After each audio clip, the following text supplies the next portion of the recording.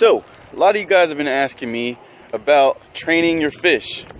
So I'm going to give you guys a few tips on how to train yours right now.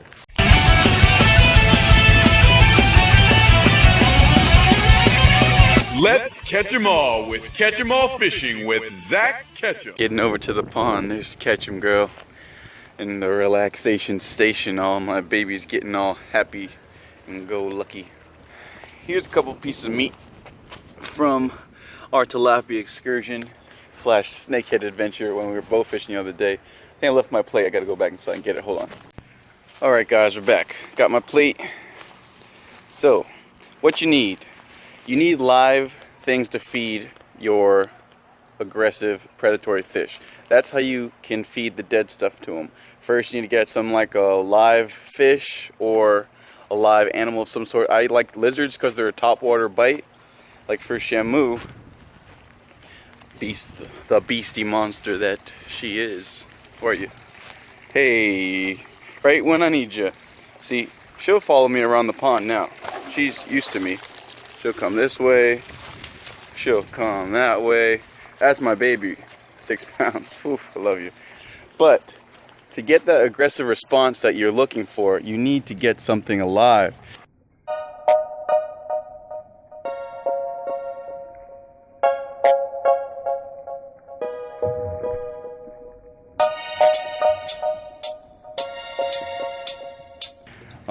When this is a wild fish, they're used to eating all sorts of wild live food. They'll eat dead forage sometimes, but to get that relationship, you need something live. So I catch lizards, I'll catch small brim, small cichlids, small fish to feed them.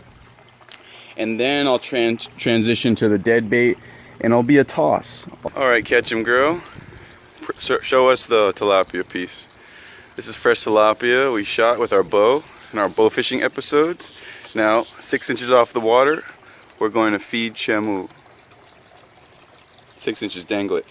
6 inches off the water, dangle it. Dangle it. Go ahead. Predators like when their food moves. Go ahead. Shit. Dangle it. I'm so scared. They can sense your fear. You must not be fearful.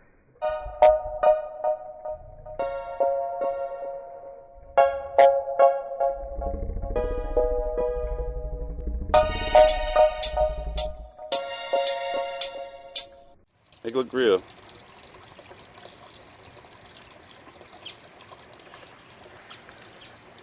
It's not gonna hurt that much. It's gonna hurt though. See, Shamu senses her fear. Yeah. I don't have any fear. So you'll see now, Shamu is gonna take the food out of my hand like it's nothing. One, because he's used to me feeding him. I spend a lot of time with this fish. And two, there's no fear here. All right, guys, look at this jump. Here you go, Shamu. Enjoy.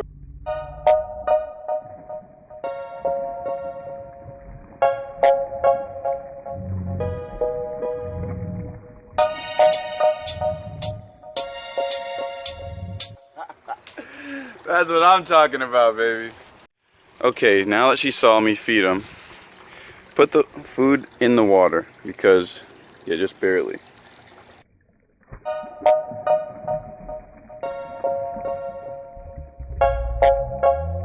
Don't be afraid, can't be afraid. Okay, we're gonna give it one more try.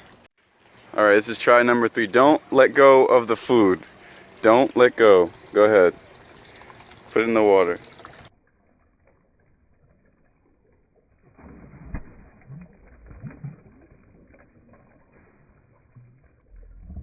Bad. Not too bad, okay. Not bad. Not too bad.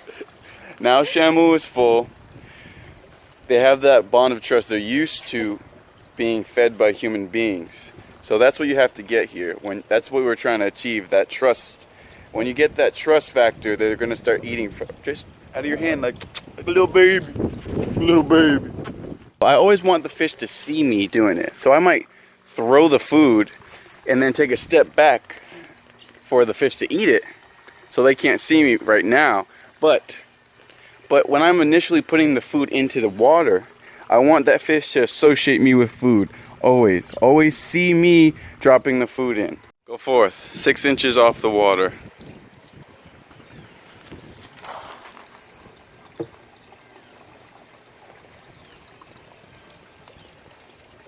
Tangle, please. 6 inches off the water.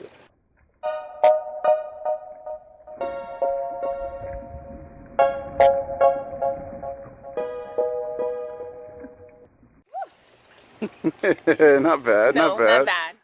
Bass are one of the easiest fish to train because they're so greedy. And they'll eat pretty much anything that they can fit in their mouths, as you guys can see, including little girls. All right, go ahead. Dangle 6 inches above the water.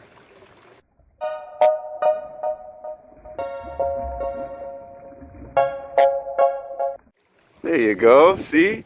There you go, high five. That's your biggest part. And with non-predatory fish, so look, I'm distracting Shamu. Oh, snuck it away. Here's a paku. Yum yum, good boy. All right, please grab the koi pellets, assistant. Okay. Koi are very large fish. We're gonna put our hand right by the water. Go ahead, right by the water, as close as you can to the water, and slowly drop it in. Go ahead. Make a noise. Shemu's gonna bite you. Drop just straight down. Make a noise with the pellets. You see how the koi is looking as she drops the pellets in. We want to make sure that the fish sees us as their food source. So the koi is watching me drop the food in. Shemu already knows. Shemu will follow my hand all day, follow me around the pond. So will the paku. So now the koi can hear that. So not only will associate the sight of you, but the sound of the food hitting the water. And that's also very, very important. And It's getting higher and higher. Yeah. And just like that. The koi is just now getting comfortable eating in front of us. For a long time, the koi did not want to. It was a wild fish. We caught him. So now this koi is getting more and more comfortable as the time we're spending by its enclosure while it eats. It'll be forced to eat with us right beside it. You can train fish in a lake. You can train fish in a pond. You just need to go to the same place and do the same thing. If you're in a larger body of water and you want to train some wild fish like that, you're going to have to go at the same time. But when you're in a smaller body of water, it doesn't really matter. You're their only food source. You can come in here at the same place and they'll get used to you. This is the easiest way to get your fish to eat out of your hand. So this is the same general technique that you're going to want to use. You're going to get a food though, instead of something live to get that reaction, you're going to get something that they really enjoy. Like if it's a bluegill or something that eats worms a lot, or something that you caught, whatever you caught that fish on is what obviously is going to eat. So I'm going to feed these guys with bread, right? To get that reaction. I want them, even though it's not really good for them right now, it'll get them used to me feeding them. And that trust factor is what you really need. Getting a feeding frenzy. But yeah, so you want to go to the same place, same time. That's my biggest tip that I can give you. Same time and place. And you can't show fear. If you're afraid to feed your fish, they'll be afraid to eat from your hand. Come on, little goldfish. There you go, guys. And it's really good to have what I like to call elders in the fish world. Like, see this big goldfish? This is an elder. So he helps me train all my other fish because I've had him for so long. Oh, geez, that one almost ripped my finger off. So you have an older fish, a more experienced fish if you can, and that'll help teach the other fish to do what you want them to do. Now see, these deep orange fish, I haven't had them in here for very long, but they're already coming up and pretty familiar with me because they've had the lighter orange fish that I've had for a couple weeks now that are already eating. So that's what I mean by, here you go. Oh, that guy just ate the wrong thing. But yeah, see? That's what I mean about the elder fish. They'll teach other fish. Fish are used to habits, and they'll see the other fish doing it and they'll learn. Fish aren't really as dumb as they all like to make them seem. They pick up on habits pretty quickly. There you go, guys. See, already. Okay, so that was the bread, right? That was the treats. And that's how you train them. But then you start incorporating the meat and potatoes.